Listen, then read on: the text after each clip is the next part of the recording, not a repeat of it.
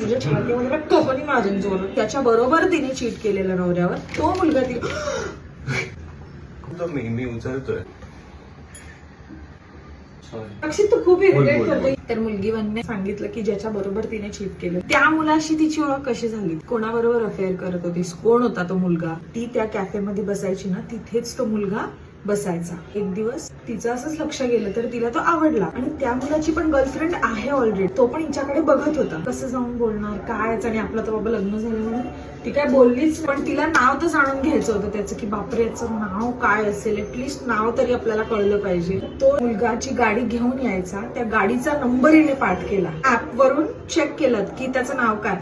पण आधी I think नाव कळायचं वाटतं, पण यावेळेस ते नाव पूर्ण नाही दिसत. फक्त फर्स्ट लेटर, लास्ट लेटर आणि मग मध्ये स्टार स्टार स्टार स्टार कळलं. मग त्याच्यावरून ते गेस करायचं. Okay, so what she did. ज्यात तेवढी हिंमत नाही ना की बापरे आपलं लग्न झालं, डायरेक्ट कसं कोणाला जाऊन नाव विचारणार आहे, तुझं नाव काय रे. अरे पण तो त्याच्या गर्लफ्रेंड बरोबर तिकडे बसायचं. ती गर्लफ्रेंड समोर कसं त्याचं नाव विचारणार.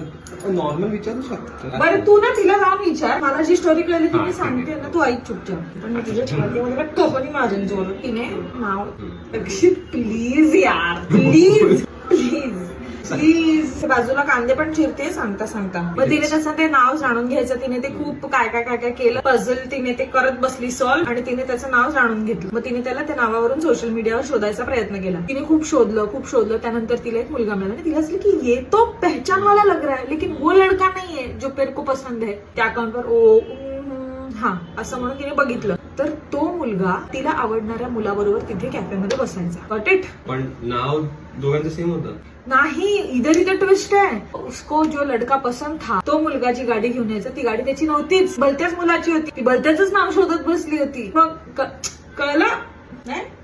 सरळ विचारायचं ना नाव, एवढं कशाला करायचं मग. तू चूप जरा.